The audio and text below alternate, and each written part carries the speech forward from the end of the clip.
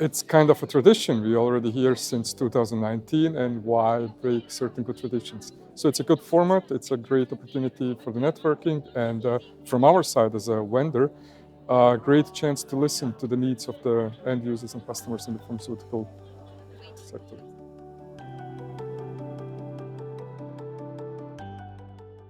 I would simplify it in a simple sentence. We are Omron Electronics, we automate machines. And that doesn't change since 1955, since we introduced machine automation.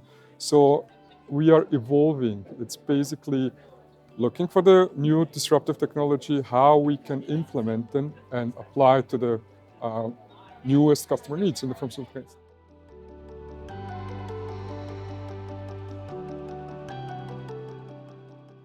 That's maybe I'm the wrong person to answer that, since we are the vendor side, but by listening to the end users and the manufacturers, what we see is the trend from going from mass production to the more personalized medicine, and the trends in that sense are going into digitalization in AI that will enable such a modularization in manufacturing.